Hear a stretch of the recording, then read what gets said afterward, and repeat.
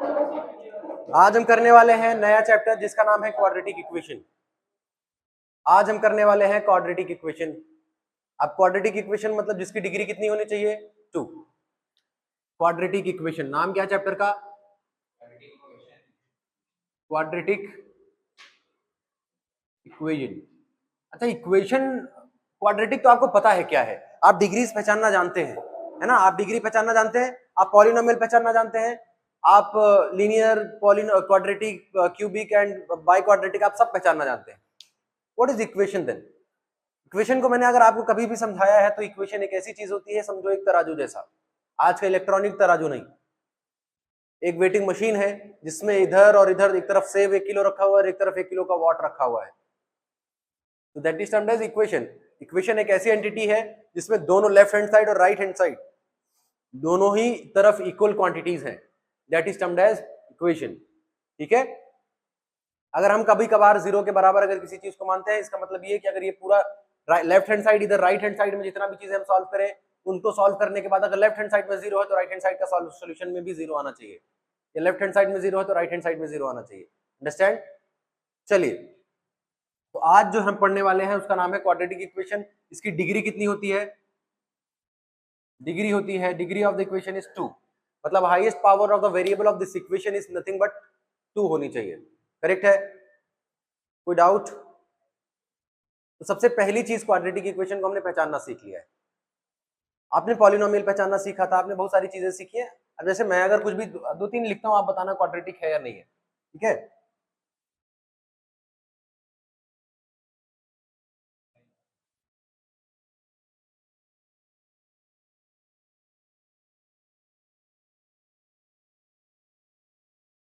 बताओ इनमें से कौन सा क्वाड्रेटिक है और कौन सा नहीं है? बाकी दोनों नहीं है। क्यों नहीं है? क्योंकि ये तो पॉलिनोमियल ही नहीं है, क्योंकि पावर कैसी है? नेगेटिव है, होल नंबर नहीं है। ये यहाँ भी पावर नेगेटिव है, होल नंबर नहीं, बचा सिर्फ ये। अब इसमें आप कैसे भी लिख दो तो क्या बन जाता है? क्वाड्रेटिक। अभी तो ये क्वाड्रेटिक, हम इसको इस तरफ कहते हैं कि क्वाड्रेटिक है, ये इक्वेशन है, पर कैसा है? अभी तो सिर्फ यहाँ तो 2 है, इक्वेशन के फॉर्म में तो है ही नहीं है, कैसे कह सकते हो कि क्वाड्रेटिक इक्वेशन है? चलिए हम समझते हैं कि क्वाड्रेटिक इक्वेशन का जनरल इक्वेशन होता क्या है। जनरल फॉर्मेट उसका कैसा होता है? उसका जनरल फॉर्म होता है ax² plus bx plus c। ये है उसका general equation, where a is the coefficient of x², b is the coefficient of x and c is the constant term. a क्या है? कोफिशिएंट ऑफ x² है, b क्या है? Coefficient of x है, and c is the coefficient of c is the constant term. Got it? समझ गए? अब quadratic है मतलब इसके रूट्स कितने होंगे? भाई डिग्री 2 है और इसके रूट्स भी कितने होंगे? रूट्स भी 2 ही होंगे। इनके रूट्स को लगभग हम अल्फा और बीटा से डिनोट करते हैं, अल्फा एंड बीटा से डिनोट करते हैं। किससे डिनोट करते हैं भाई? अल्फा एंड बीटा से डिनोट करते हैं। चलिए, अब इसको सॉल्व करने के लिए, जैसे हमने लीनियर को सॉल्व करने के लिए ग्राफिकल मेथड देखा, सब्स्टिट्यूशन देखा, एलिमिनेशन मेथड देखा, है ना? ये सारे मेथड्स हमने देखे। उसी तरीके से अगर मैं इसको बताऊं आपको कि कैसे सॉल्व करना है, तो इसके भी फॉर्मूले मेथड्स है। जैसे अगर 2-3 मेथड इसमें भी है, लाइक हम इसको सॉल्व कर सकते हैं फैक्टराइजेशन मेथड से, जिसको हम मिडिल टर्म स्प्लिटिंग मेथड भी कहते हैं। दूसरा, हम इसको सॉल्व कर सकते हैं एक श्रीधराचार्य फॉर्मूला, या सीबीएसई में उसको कहा जाता है क्वाड्रेटिक फॉर्मूला। ठीक है? बस यही 2 मेनली यूज्ड फॉर्मूले मेथड्स हैं जिनको हम सॉल्व करते हैं। आइए आगे बढ़ते हैं और इनको समझते हैं कि एक्चुअल में है क्या। अब सबसे पहला जो मेथड हम पढ़ रहे हैं वो हम पढ़ रहे हैं मिडिल टर्म स्प्लिटिंग। क्या पढ़ रहे हैं? Middle term splitting. क्या पढ़ रहे हैं भाई? Middle term splitting. पहला मेथड है मिडिल टर्म स्प्लिटिंग। दूसरा मेथड आएगा हमारा क्वाड्रेटिक फॉर्मूला। दूसरा क्या आएगा? श्रीधराचार्य, या तो उसी को हम क्या कहते हैं? Quadratic formula. उसी को हम कहते हैं क्वाड्रेटिक फॉर्मूला। ये होता क्या है? क्वाड्रेटिक फॉर्मूला बड़ा आसान है। पहले क्वाड्रेटिक फॉर्मूला लिख लेते हैं। ये होता है x equal minus of b plus minus under root b² minus 4ac upon में 2a। बस इसको इतना ध्यान में रखना कि ये क्वाड्रेटिक फॉर्मूला है। मैं इसको आगे चल के आपको समझाऊंगा। सबसे पहले हम समझते हैं क्या? हम समझते हैं मिडिल टर्म स्प्लिटिंग। अब इसमें मिडिल टर्म कौन सा है? अकॉर्डिंग टू दिस इक्वेशन आप देखिए क्या बता पा रहे हो, which is the middle term? ये हमारा bx ये मिडिल टर्म है। अब इसको स्प्लिट ऐसे करना है, इस तरीके से स्प्लिट करना है कि इसको स्प्लिट करने के बाद हमको दो टर्म्स मिले सच दैट ये क्या बने, एक बने b1x, मतलब x की वैल्यू चेंज नहीं होगी, प्लस माइनस b2x। और इसको अगर हम प्लस माइनस कुछ भी करें तो इसमें क्या आना चाहिए, हमारा bx आना चाहिए। इनको दो टर्म्स में स्प्लिट करना है, एक b1x पे और एक b2x पे। प्लस माइनस करें तो bx आना चाहिए, अगर ये पहली कंडीशन। दूसरी कंडीशन, अगर मैं b1x इंटू b2x कर दूं तो मेरा तब क्या आना चाहिए, ax स्क्वायर इंटू सी आना चाहिए। तब क्या आना चाहिए, ax स्क्वायर इंटू सी आना चाहिए। तो सबसे बनता है, समझ में आया ये कैसे हो रहा है। अगर मैं इस bx को स्प्लिट करूं दो पार्ट्स में सच दैट एक b1x बने एक b2x बने, अगर उन दोनों टर्म्स को जिनको स्प्लिट करके मैंने निकाला है उन दोनों को अगर ऐड या सब्ट्रैक्ट करूं, इसीलिए मैंने एडिशन और सब्ट्रैक्शन दोनों लगाया है, तो क्या आना चाहिए, हमारा ओरिजिनल bx आना चाहिए। अब वो प्लस में है माइनस में, जैसा है वैसा आना चाहिए। और अगर दोनों को मल्टीप्लाई कर दो तो ax स्क्वायर और c इन दोनों के मल्टीप्लीकेशन के बराबर आना चाहिए, मतलब ax स्क्वायर इंटू सी के बराबर आना चाहिए। ठीक है, लिख लो इतना। ये क्वेश्चन करेंगे तो थोड़ा समझ में आएगा कि हमने किया क्या है। ठीक है, ये लिख लिया है, इसको भी लिख लो, इसको भी लिख लो।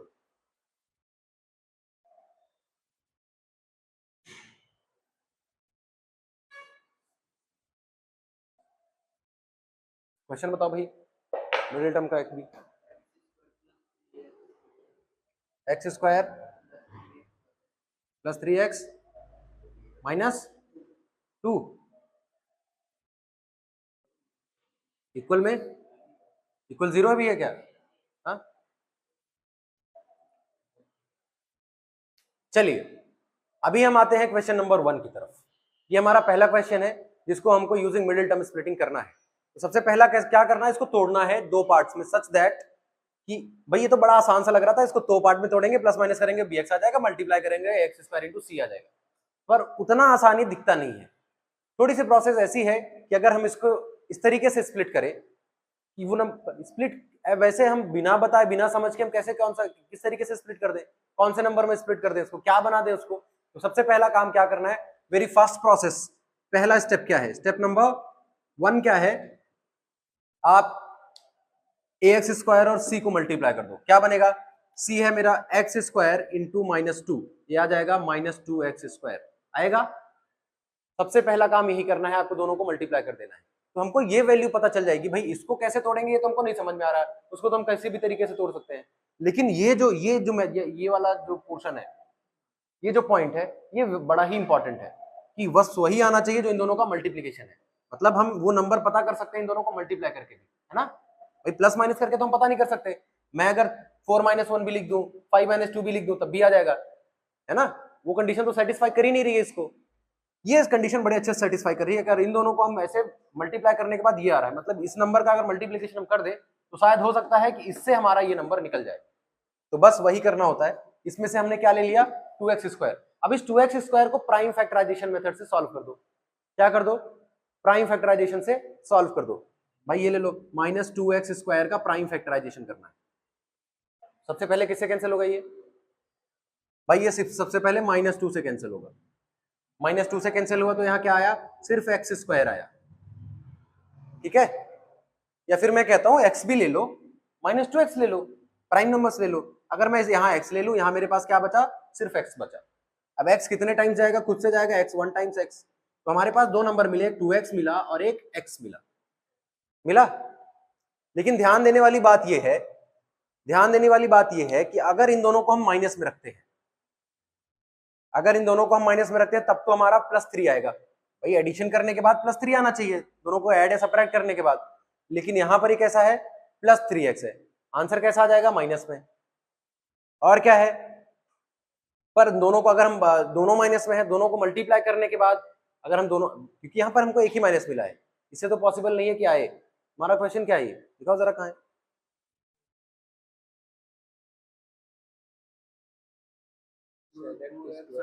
अरे तुम सेलेक्ट, इसमें बताना है क्वाड्रेटिक इक्वेशन है कौन सा, कहाँ सॉल्व कर दोगे तुम उसको, कैसे कर लोगे, क्वाड्रेटिक इक्वेशन सॉल्व होगा किससे होगा, अरे हो जाएगा ना, 1 to the 2 ले लो उसको। अच्छा 1 to the 2 ले लो उसको, माइनस आ जाएगा। ये बुद्धि तुम लोगों की खराब है, यही है थोड़ा दिमाग लगाओ। ये 9x² पूरा टाइम वेस्ट हो गया इतना। 2x² plus x minus 5 to 8. चलो क्वेश्चन बताओ। 9x² Minus 3x minus so we have our question number 1 here. अब इसको ऐसे सॉल्व करना है सच दैट इस नंबर 3x को हम अगर स्प्लिट करें तो उनका एडिशन और सब्ट्रैक्शन -3x के बराबर आना चाहिए और मल्टीप्लिकेशन इन दोनों के बराबर आना चाहिए। लेकिन सिर्फ इसको हम अपने से तोड़, भाई इस -3x को मैं अपने हिसाब से किसी भी तरीके से तोड़ सकता हूँ, है ना। -2x -x लिख दूंगा तब भी आ जाएगा, -4x +x लिख दूंगा तब भी आ जाएगा। उससे तो हमारा कुछ सेटिस्फैक्टरी नंबर नहीं मिल रहा है कि जिससे हम सेटिस्फाई हो पाए कि इसको स्प्लिट इसी नंबर पे करना है। लेकिन ये जो दूसरी कंडीशन मैंने यहाँ लिखी है, यहाँ b1x और b2x, अगर इन दोनों से देखा जाए तो यहाँ पर एक और अलग सी चीज है ax² × c। अगर हम पहले इन दोनों को मल्टीप्लाई कर दें तो हमको एक नंबर मिलेगा जिसको थोड़ा हम स्प्लिट करें अगर, तो शायद हमको ये नंबर मिल जाए। अगर उनको डिवाइड कर पाए तो हमको शायद ये नंबर, दोनों ही नंबर मिल जाए जिसको हमको ऐसे इसको स्प्लिट करने पर वो दो नंबर हमको मिलने चाहिए। करें क्या? तो सबसे पहला स्टेप ही इसमें क्या करना है, सबसे पहला स्टेप नंबर 1 हमको क्या करना है, हमको मल्टीप्लाई करना है इन दोनों को, ax² × 2 को, तो आ जाएगा 9 × 2 = 18x², वो भी माइनस में। अब अगेन इसके बाद क्या करना है, ये सबसे पहला स्टेप था कि आप c और ax² को मल्टीप्लाई कर दो। इसके बाद वी हैव सेकंड स्टेप। अब वो नंबर कहां से मिलेंगे, तो नंबर मिलेंगे हमको इसके प्राइम फैक्टराइजेशन से। कहां से मिलेंगे, अब आप जब मल्टीपल टाइम्स आप इस क्वेश्चन को कर लोगे, इन क्वेश्चन को, इस मेथड को, तो आपको पता चल जाएगा कि नंबर है क्या। लेकिन अगर नहीं पता चलता उसके लिए सबसे आसान तरीका है प्राइम फैक्टराइजेशन मेथड। तो इस 18x² का मैं क्या करूंगा, अभी प्राइम फैक्टराइजेशन करूंगा। कितने टाइम्स जाएगा भाई, x, एक तो x ले लो, एक 2 टाइम्स, 2x टाइम्स, क्या हो जाएगा, ये बन जाएगा 9x। अब कितने टाइम जाएगा, 3x times, 3 3 = 9 and x 1 times x। अब ये 3 1 टाइम्स चला जाएगा, भाई इससे छोटा तो कुछ था नहीं। अब यहां हमारे पास 3 नंबर हैं, चाहिए कितने, 2। अगर मैं देखूं यहां भी x आ गया, यहां भी x आ गया, हमको x x ही चाहिए, है ना। और यहां एक 3 है, तो अगर 3 3 = 9 + 2 करूं तो नहीं आएगा। पर अगर 3 2 = 6, 6 - 3 कर दूं अगर मैं, सिंस यहां पर माइनस भी था तो ये माइनस में है, कोई एक नंबर माइनस में ले सकते हैं हम। अब वो देखेंगे हम कौन सा नंबर हमको माइनस में लेना है, ठीक है, इसलिए मैंने माइनस साइन यहां ली नहीं है पहले। तो पहले आप क्या कर लो, पहले क्या कर लो, आप इनको क्या बनाओ, इसको इससे मल्टीप्लाई करने पर एक नंबर मेरा बना 6x और दूसरा नंबर मेरा बना 3x। अगर इन दोनों को आपस में सब्ट्रैक्ट कर दूं तो मेरा क्या आ जाएगा, -3x। लेकिन -3x कब आएगा, जब बड़ा वाला नंबर माइनस में हो, ग्रेटर नंबर की साइन नेगेटिव हो, तब ये नेगेटिव में आएगा। तो 6x -6 and +3x are the 2 numbers जो हमको चाहिए। मिल गया, कहां से मिला, इन दोनों को मल्टीप्लाई करने से मिला। करेक्ट है, समझ में आया। अब इन दोनों को मल्टीप्लाई किया तो अब मुझे यही नंबर यहाँ स्प्लिटिंग में रखने हैं, तो कैसे लिखोगे इसको, 9x² माइनस ऑफ, अगर आपको ये भी माइनस ऑफ 6 - 3, अगर आपको नहीं समझ में आ रहा कौन सा कब रखना है, तो इसको आप इस तरीके से भी लिख सकते हैं, 6x - 3x, आप इस तरीके से नॉर्मली भी रख सकते हैं, ठीक है। यहां आपने रखा और इधर -2 = 0। अब जैसे ही, क्योंकि 3x को मैंने स्प्लिट किया इन फॉर्म में, अब अगर जैसे ही आप इसको ओपन करोगे, ब्रैकेट को आप ओपन करते हो, ये -6x हो जाता है और ये +3x हो जाता है और ये -2 होता है और =0 हो जाता है, ठीक है। अब ध्यान क्या देना है, इन दोनों में और इन दोनों में आपको कॉमन लेना है। क्या करना है, कॉमन लेना है। इन दोनों में क्या कॉमन है, 3 कॉमन जैसा दिख रहा है, 3 2 = 6, 3 3 = 9 और x भी कॉमन है दोनों में, 3x कॉमन ले लो, क्या बचा, अंदर बचा 3, एक 3 3 3 मतलब 3 बाहर चले गया और यहां से x बचा, यहां पर x तो पहले से बाहर चला गया, 3 2 = 6 मतलब 2 बचा। और ध्यान ये देना है, जो यहां आएगा वही यहां भी कॉमन आएगा, जो इसमें कॉमन आएगा वही यहां भी, मतलब कॉमन के बाद जो बचेगा वही रिमाइंडर यहां भी बचेगा, ठीक है। ध्यान देना, अभी देखो यहां दोनों में कुछ कॉमन नहीं है, +1 कॉमन है, आप +1 कॉमन ले लो, अंदर बचा 3x - 2, मतलब ये वैल्यू सेम आई ना, ये वैल्यू और ये वैल्यू सेम आई। ध्यान यही देना है कि जो भी कॉमन लो तो यहां और यहां दोनों जगह सेम वैल्यूज आनी चाहिए, =0। अब इन 3x, यहां इन पूरे सिस्टम में क्या कॉमन है, 3x - 2 यहां भी है और यहां भी है, कॉमन ले लो, 3x - 2 कॉमन आ गया, तो बचा क्या हमारे पास, 3x + 1 = 0। यही है आपका सॉल्यूशन। अब इसको फर्दर डिवाइड कर फर्दर सॉल्व करने के लिए हमको क्या करना है, अभी देखो हमारे पास अब ऐसे दोनों नंबर है कि नहीं है, 6 3 18, 6 - 3 आपका 3 भी आ गया, ठीक है, मतलब दो नंबर भी मिल गए, सॉल्व किया हमको, ये दो रूट्स भी मिले।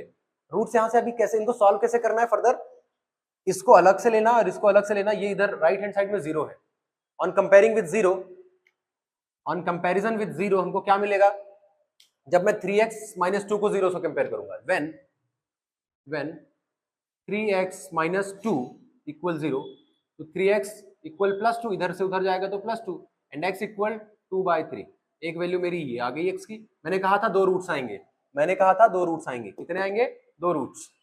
पहला रूट आ गया, और when x इक्वल कितना, when 3x + 1 equal 0, when 3x + 1 equal 0, तो 3x इक्वल -1, इधर से उधर गया माइनस हो गया, x इक्वल -1/3। मतलब x की आपकी दो वैल्यूज आई, x इक्वल 2/3 एंड -1/3। ये आपका आंसर, ये दोनों रूट्स हैं आपके, these are the roots of equation. हो गया, मिडिल टर्म स्प्लिटिंग समझ में आया, क्या करना है, पहले दोनों को मल्टीप्लाई करना है, उनका जो मल्टीप्लीकेशन में है उनका प्राइम फैक्टराइजेशन करना है, साइन अपने हिसाब से भी आप समझ जाओगे। ध्यान ये देना है, जब ये दोनों भी माइनस में थे ना, तो हमको मतलब एक नंबर ही माइनस में चाहिए, और अगर ये दोनों प्लस में होते और ये माइनस में होता, तब हमको दोनों नंबर माइनस में चाहिए होते हैं, ठीक है, समझ में आ रहा है ना। अगर मेरा bx माइनस में नेगेटिव है और a और c दोनों पॉजिटिव है, मतलब ये दोनों नंबर हमको कैसे चाहिए, नेगेटिव नेगेटिव चाहिए, मतलब positive into positive, sorry negative into negative, answer कितना आना चाहिए मल्टीप्लिकेशन में, पॉजिटिव। मतलब अगर ये दोनों नंबर पॉजिटिव थे, अगर ये -18 की जगह +18 होते, तो हमको इसके स्प्लिटिंग में दोनों को नेगेटिव लेना होता। समझाने का तरीका बता रहा हूं। अब देखो इसमें से एक नेगेटिव था, इसकी वजह से ये भी नेगेटिव आ गया, मतलब ये भी अगर ये पॉजिटिव होता तो बड़ा वाला नंबर हमको जो 6x जिसको हमने नेगेटिव लिया है उसको हमको पॉजिटिव लेना होता। समझ में आ रहा है, इस 6x को हमको पॉजिटिव रखना होता, फिर हम इसको नेगेटिव रखते। लेकिन प्रॉब्लम ये है, ये दोनों तब 18 माइनस में ही रहता, अगर यहाँ प्लस होता तब हम इसको प्लस में रखते और 3x को माइनस में रखते। क्यों, क्योंकि ग्रेटर नंबर की साइन प्लस माइनस के बाद लगती है। उन चीजों का ध्यान रखना है कि यहाँ ग्रेटर नंबर की साइन कौन सी है, तो हमको यहाँ क्या चाहिए और यहाँ क्या चाहिए, इनकी साइंस क्या है, उसका भी बड़ा ध्यान रखना है आपको, ठीक है। मिडिल टर्म स्प्लिटिंग लिख लीजिए, ये हो गया, समझ आया ना। चलिए ऐसे ही सारे क्वेश्चंस आपको करने हैं, राइट। इससे भी बड़े क्वेश्चंस आएंगे, आपको बार बार स्प्लिट करना पड़ेगा, यहाँ हो सकता है 3 से 4 बार आए, उन्हीं में से आपको नंबर्स बनाने, आपस में इन नंबर्स जो यहाँ नंबर्स आए, इन्हीं का आपस में मल्टीप्लिकेशन करके आपको नंबर बनाना है। आप अगर यहाँ x ना भी लो तो चलेगा, आप यहाँ पर x ना भी लो तो भी चलेगा, फिर आप x बाद में भी लगा सकते हो, पर पहले आप दो नंबर बनाना सीख लो, ठीक है। चलिए तो अब हम बढ़ते हैं, इसको लिख लिया, लिखोगे नहीं लिखना है, चलिए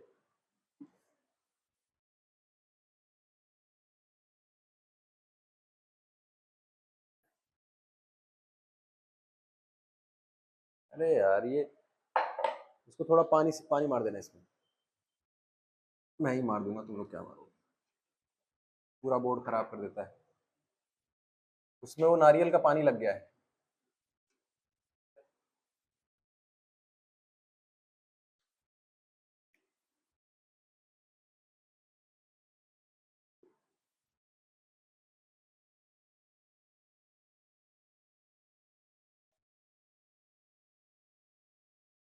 क्या था, 9x² - 3x - 2 = 0, है ना। अब इसी क्वेश्चन को हम मिडिल टर्म स्प्लिटिंग से करें। हमारा नेक्स्ट मेथड है मिडिल टर्म स्प्लिटिंग। अरे यार ये तो पहले भी कर चुके हैं, मेरा दिमाग काम नहीं कर रहा है अभी। चलो अरे एडिटिंग में सब हो जाएगा।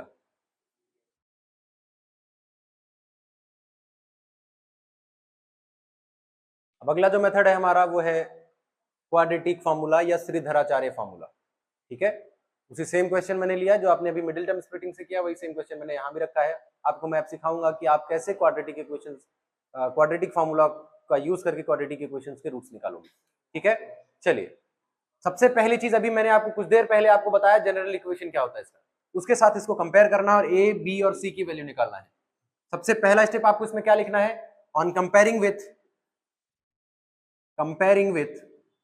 On comparing with ax square plus bx plus c, हमको क्या मिला? a की वैल्यू क्या मिली भाई? यहां पर 9 है, b की वैल्यू -3 है। भाई आप लोग सोच रहे होगे ना कि क्वाड्रेटिक फॉर्मूले में एबीसी कहां से आ गया, वो यहां से आया था, ठीक है। b की वैल्यू -3 मिली, x और x स्क्वायर नहीं लिखेंगे आप, सिर्फ कोफिशिएंट्स की वैल्यू है ये, मैंने पहले ही आपको बता दिया है। a is coefficient of x square, b is coefficient of x and c is constant term. तो यहाँ c की वैल्यू क्या है? -2। अब यही वैल्यूज आप क्वाड्रेटिक फॉर्मूले में रखेंगे। क्या था वो quadratic formula? x is equal to -b plus minus under root b square -4ac upon में 2a। तो रख दो फिर values. On putting the values we get -b की वैल्यू कितनी है हमारे पास? भाई b की वैल्यू -3 है, b की वैल्यू कितनी है? -3। तो यहाँ माइनस पहले से है और -3 b की वैल्यू है, प्लस माइनस अंडर रूट -3 मतलब b की वैल्यू का स्क्वायर -4, a का वैल्यू कितना है हमारे पास? 9, यहाँ रखेंगे 4 इंटू a मतलब 9, और c की वैल्यू कितनी है? -2 मीन्स 9 इंटू -2 अपॉन में 2 इंटू -2। a की वैल्यू कितनी है? सॉरी a की वैल्यू है 9, a की वैल्यू है 9। सॉल्व कर दो, you will get the values of x। इसीलिए यहाँ पर प्लस माइनस लगा, दो वैल्यूज आएंगी, ध्यान देंगे आप, इसको बड़े अच्छे से देखना है। Minus into minus +3 plus minus under root 3 का स्क्वायर -3 का square plus 9 minus minus minus plus 4 9 जा 36 2 जा 72, यहां आया 72 अपॉन 9 2 जा 18। x की वैल्यू क्या आई? 3 प्लस माइनस 9 प्लस 72 81, क्या आया? 81 अपॉन 18, सॉरी ये रूट है ना, प्लस माइनस अंडर रूट 81। अब 81 किसका स्क्वायर है?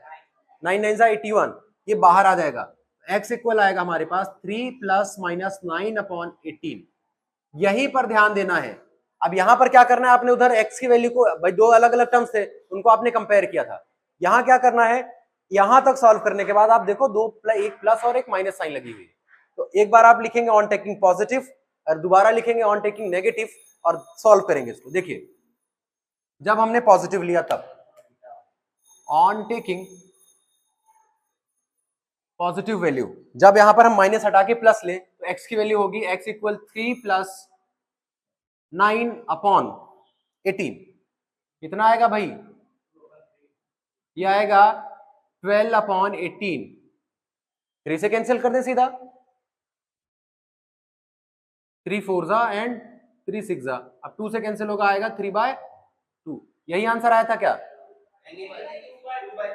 सॉरी, इसको कैंसिल करेंगे, हमको नई वैल्यू क्या मिलेगी? 2/3। क्या यही आंसर आया था? एक रूट यही आया था क्या इसके पहले? ये x की वैल्यू आ गई आपके पास 2/3, जब आपने क्या लिया? पॉजिटिव वैल्यू ली। अब जब नेगेटिव लेंगे तब क्या आता है? तो ऑन टेकिंग नेगेटिव, तो x इक्वल 3, जहां हमने प्लस लिया था वहीं पर माइनस लगा हुआ है, हाँ -9 upon 18, it will be nothing but 6 upon 18, 1 times 3 times, and greater number की साइन भी है ना, -6 है, -1 upon 3, x equal -1 upon 3। Same values आई हैं x की। x की वहां भी दो वैल्यूज थी, एक वैल्यू थी 2/3 और एक वैल्यू थी -1/3, सेम वैल्यूज हैं, कोई चेंज हुआ क्या? तो दोनों मेथड्स बड़े अच्छे से मैंने समझाई हैं, आपको समझ आना चाहिए कि किस तरीके से आपको सॉल्व करना है। ये तो बड़ा आसान है, इसमें सिर्फ वैल्यूज, यहां से वैल्यूज निकाल लेनी है, a और b और c की कंपेयर करना है जनरल इक्वेशन से, और यहां पर पुट करके डायरेक्ट सॉल्व कर देना है, और यहां पर आने के बाद आपको दो पार्ट्स में स्प्लिट कर लेना है, एक पॉजिटिव और एक नेगेटिव, और इस तरीके से आपके क्वाड्रेटिक इक्वेशन के दो रूट्स हैं वो आपको दोनों मिल जाएंगे। ठीक है, क्वाड्रेटिक इक्वेशन से को सॉल्व करने के दो मेथड्स मैंने आपको बता दिए, एक फैक्टराइजेशन या मिडिल टर्म स्प्लिटिंग, या दूसरा मैंने आपको जो बताया वो क्या है? क्वाड्रेटिक फॉर्मूला या श्रीधराचार्य फॉर्मूला। करेक्ट है?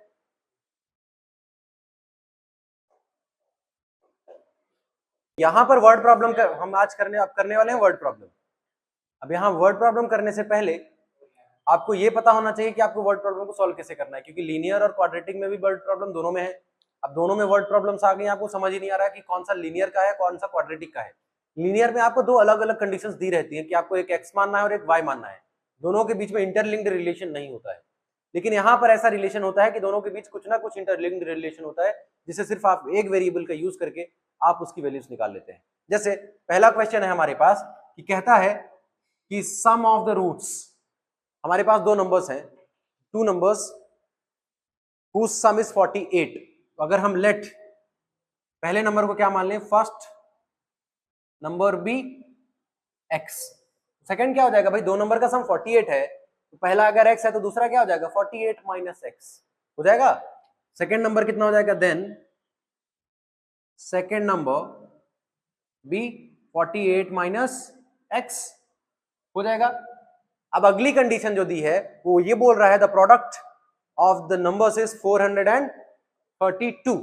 बन गया इक्वेशन हमारा, बोल रहा है प्रोडक्ट ऑफ द इक्वेशन, लिख लो अकॉर्डिंग टू क्वेश्चन या condition product of the numbers मतलब इन दोनों का मल्टीप्लीकेशन, समझते हो ना ये। तो x into 48 minus x equal to 413, sorry 432, ठीक है। ये क्वेश्चन में कंडीशन दी हुई है। बस भाई फिर क्या करना है, x को इनसे मल्टीप्लाई कर दो, 48x minus x square equal 432, सबको एक तरफ ट्रांसफर कर लो, तो एक्स स्क्वायर माइनस में उधर जाएगा तो प्लस में हो जाएगा x square minus 48x plus 432 equal 0। ये बन गया आपका क्वाड्रेटिक इक्वेशन। अब आप इसको किसी भी मेथड से सॉल्व कर लो, आंसर आ जाएगा, ठीक है। पर इनमें भी वही ध्यान देना है कि फादर की एज या किसी की भी एज कभी नेगेटिव नहीं होगी, फादर कभी भी बेटे से छोटा नहीं होगा, कोई भी डिस्टेंस नेगेटिव नहीं होगी, ठीक है। ये सारी चीजों का बड़े ध्यान से रख के क्वेश्चन सॉल्व करना। भाई दो वैल्यूज आएंगी ना इसमें, दो रूट्स आएंगे, हो सकता है एक पॉजिटिव और एक नेगेटिव आ जाए, ठीक है। तो आपको यहाँ वो वैल्यू रख के आपको सॉल्व करना है, you have to find the values of that roots, और सही वैल्यूज फाइंड करनी है। करो तो इसको 432 इंटू एक्स स्क्वायर करेंगे, सबसे पहला मेथड वही, या फिर हम मिडिल टर्म से कर दो या तो उससे कर दो, मैं मिडिल टर्म से कर रहा हूँ।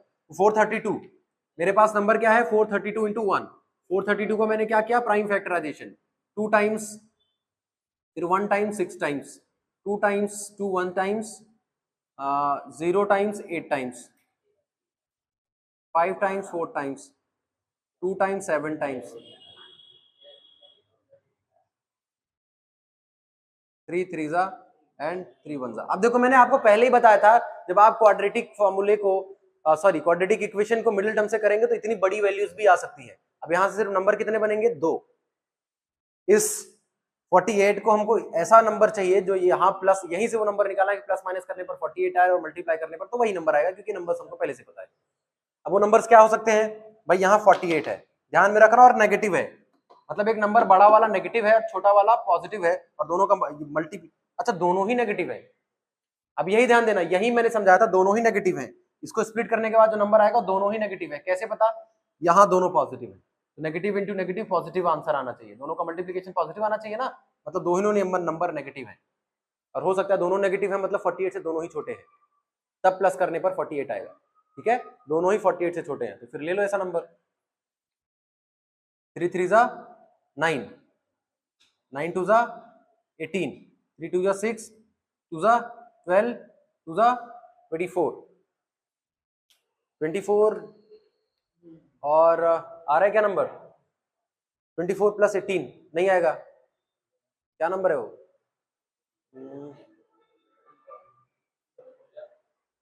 48 और 48 है ना, मतलब 30 यहां से आ रहा है क्या, 2 2 4, 2 8, 2 16, 16 एंड 27 तब भी नहीं आएगा, 3 3 9, 9 2 18, 2 18 2 36 और 3 2 6, 6 2 12, हाँ आ गया नंबर, क्या मिला हमको 3, एक देखते हैं, 3 3 3 9, 9 2 18, 2 36, यहाँ एक नंबर मिलेगा 36, 3 2 6, 2 12, 36 प्लस 12, अगर इन दोनों को करो तो 48 आएगा क्या, बिल्कुल आएगा। तो हमको दो नंबर मिले, वो क्या है, x square minus 36x minus 12x plus 432 equal 0, इन दोनों का माइनस मल्टीप्लाई किया मैं अंदर, सॉरी ये प्लस में है, माइनस मल्टीप्लाई करते ही 36x माइनस 12x प्लस 432 बन गया इक्वल 0। अब इन दोनों से कॉमन लेना है और इन दोनों से कॉमन लेना है। क्या कॉमन आया? इन दोनों से क्या कॉमन आया? यहां से कॉमन आया आपके पास कुछ नहीं तो x कॉमन है। क्या कॉमन है? x माइनस 36 बचा। यहाँ पर माइनस 12 कॉमन है, तो यहाँ अब देखना यहाँ प्लस है, हमने माइनस कॉमन ले लिया है। माइनस कॉमन लेते ही यहाँ की भी साइन चेंज हो जाएगी और यहाँ बचेगा माइनस 36 इक्वल 0। देखो इन दोनों में सेम आया, ये भी और ये भी।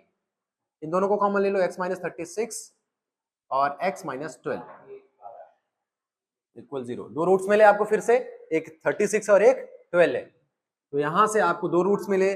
When x equal x minus 36 equal 0, x की वैल्यू आ गई 36 एंड ये पहला कंडीशन होगा। व्हेन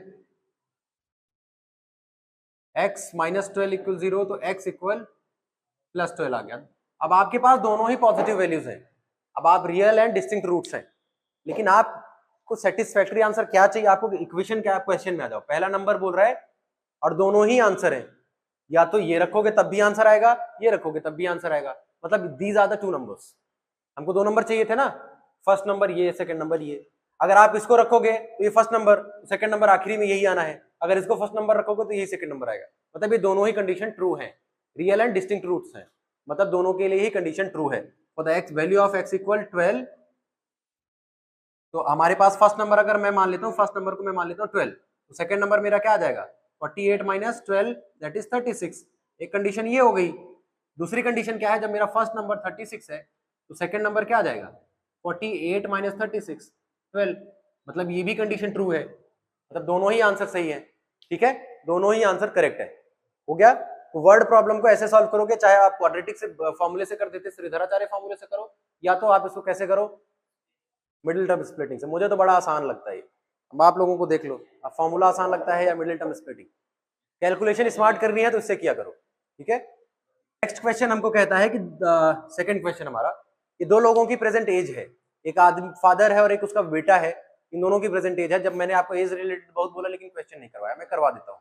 बोल रहा है present age of the sum of present age of both of the person is 45 years. तो अगर मैं लेट, सबसे पहला काम, assume the present age of man कितनी है? x years। अगर मैंने मान ली x years है, तो बोल रहा है कंडीशन भी यही कह रही है कि दोनों के एज का सम कितना है? 45।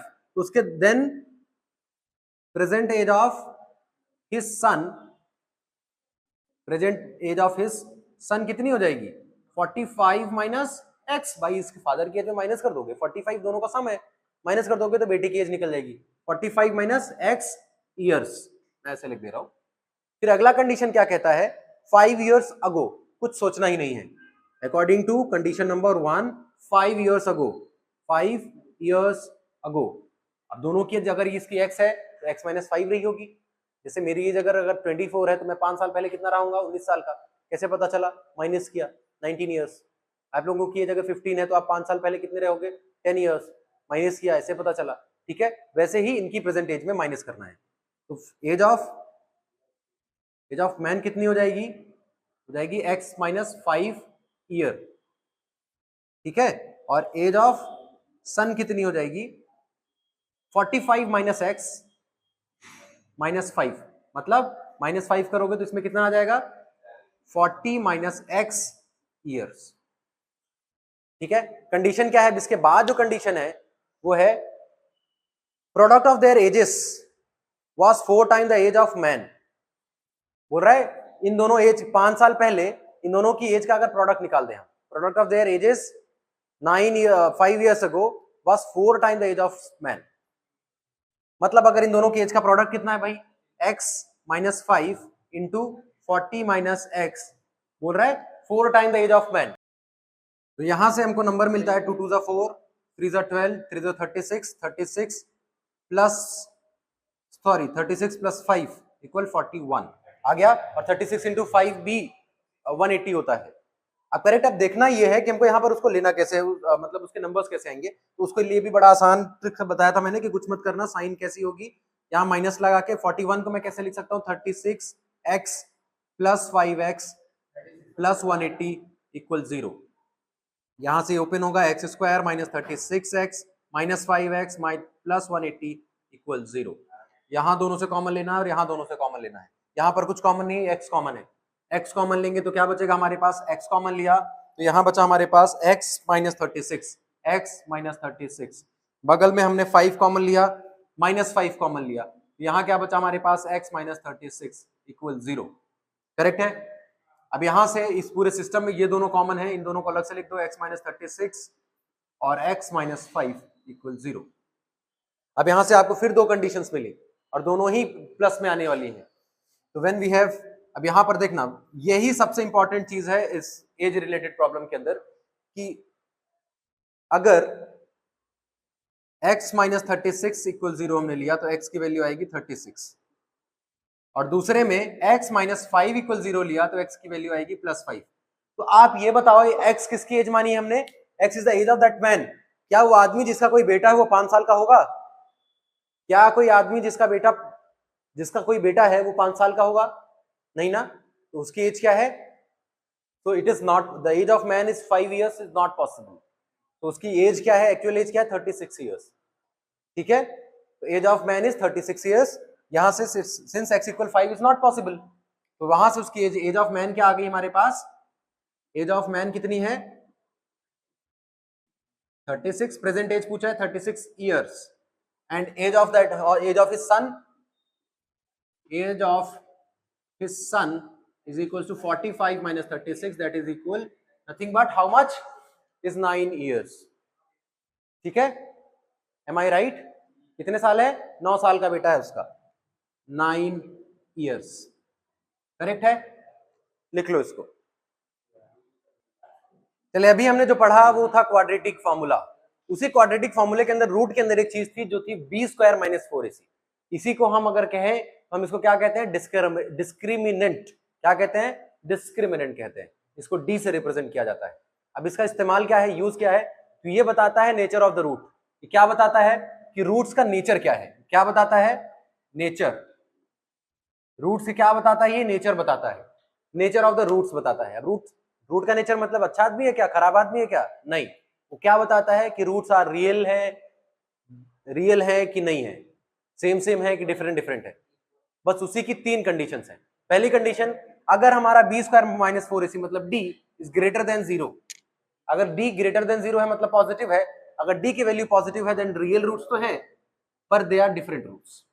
डिफरेंट या डिस्टिंक्ट रूट कहते हैं, आपके बुक में लिखा होगा डिस्टिंक्ट रूट, तो उसका मतलब डिफरेंट रूट्स। मतलब दोनों रूट्स की वैल्यू अभी जैसे हमने निकाला था, एक पॉजिटिव एक नेगेटिव, पर उस केस में दोनों ही पॉजिटिव आए और दोनों ही अलग अलग आए। अभी जैसे हमने बी स्क्वायर माइनस 4ac, अभी जो हमने सॉरी जो क्वेश्चन किया था 9x square minus 3x minus 2, वो क्वेश्चन में 2 वैल्यूज आई थी x की, दोनों ही अलग अलग थी, पर एक पॉजिटिव एक नेगेटिव थी, वो अलग बात है, दोनों ही अलग अलग थी।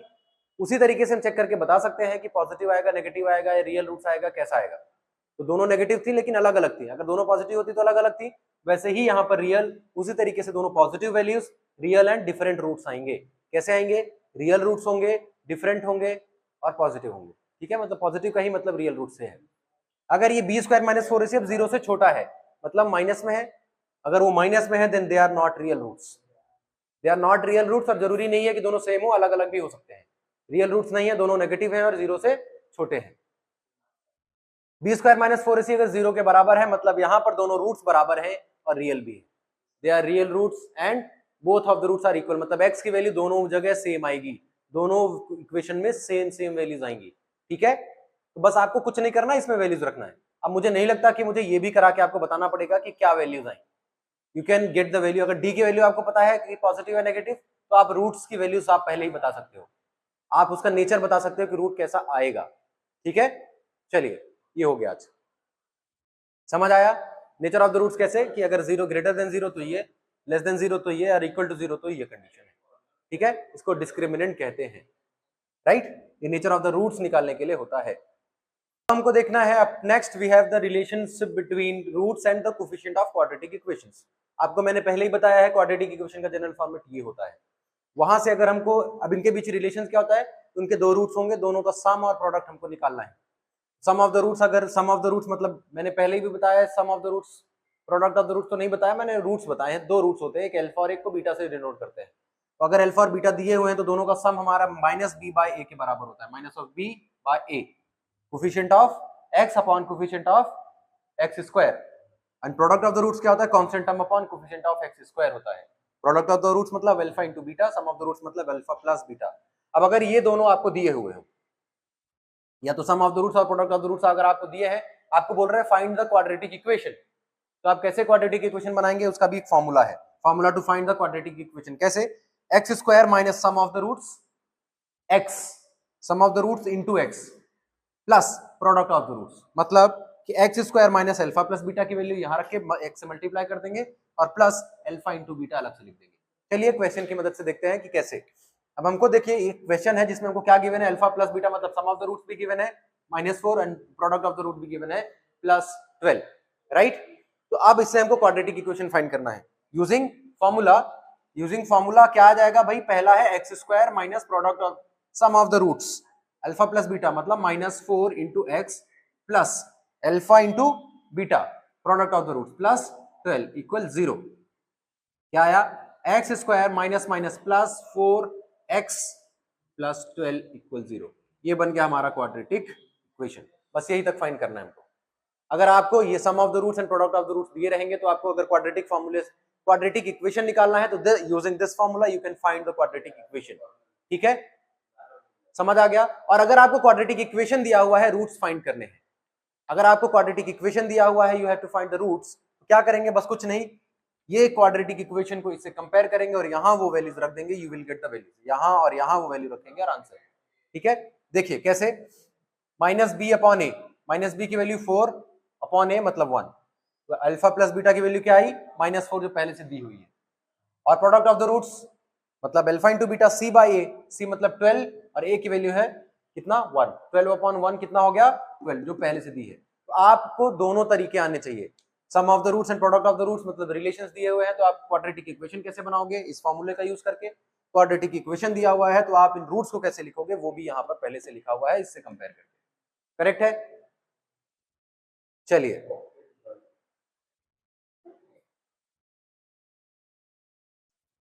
कुछ एग्जांपल्स और करते हैं, कर ले,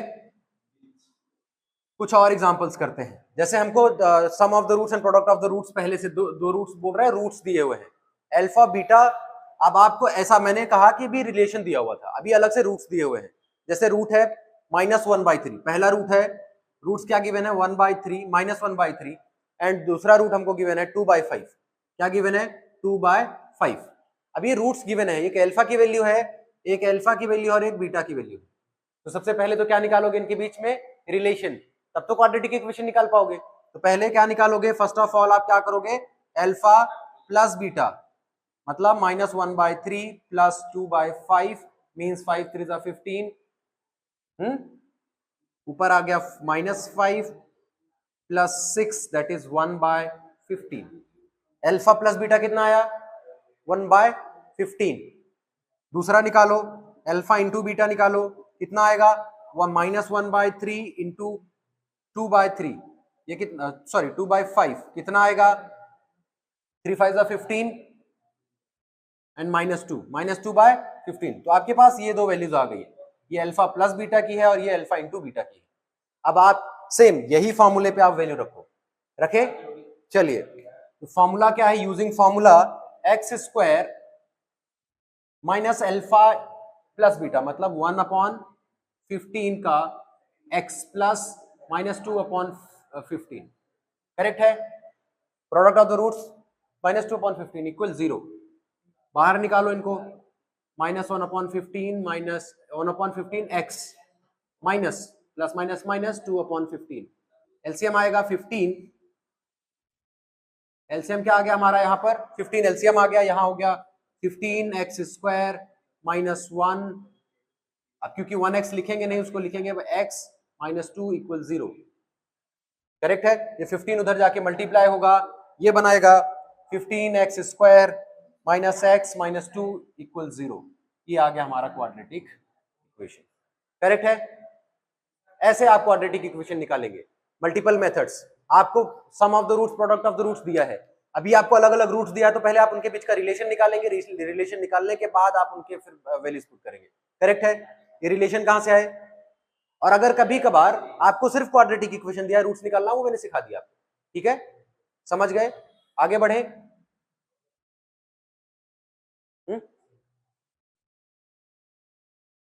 क्या हो गया?